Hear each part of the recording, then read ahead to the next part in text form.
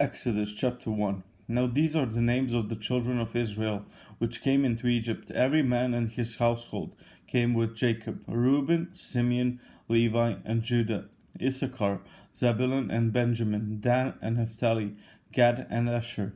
And all the souls that came out of the loins of Jacob were 70 souls. For Joseph was in Egypt already. And Joseph died, and all his brethren, and all that generation. And the children of Israel were fruitful, and increased abundantly, and multiplied, and waxed exceeding mighty, and the land was filled with them. Now there arose up a new king over Egypt, which knew not Joseph. And he said unto his people, Behold, the people of the children of Israel are more and mightier than we. Come on, let us deal wisely with them, lest they multiply, and it come to pass that when there falleth out any war, they join also unto our enemies, and fight against us, and so get them up out of the land. Therefore they did set over them taskmasters to afflict them with their burdens. And they built for Pharaoh treasure cities, Pithom and Ramses. But the more they afflicted them, the more they multiplied and grew. And they were grieved because of the children of Israel. And the Egyptians made the children of Israel to serve with rigor. And they made their lives bitter with hard bondage, in mortar and in brick, and in all manner of service in the field.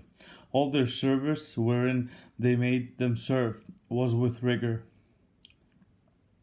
And the king of Egypt spake to the Hebrew midwives, of which the name of the one was Shiphrah, and the name of the other Puah. And he said, When ye do the office of a midwife to the Hebrew women, and see them upon the stools, if it be a son, then ye shall kill him, but if it be a daughter, then she shall live.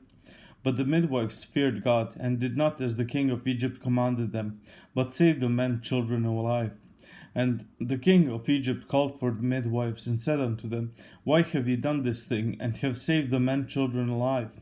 And the midwives said unto Pharaoh, Because the Hebrew women are not as the Egyptian women, for they are lively, and are delivered, ere the midwives come in unto them.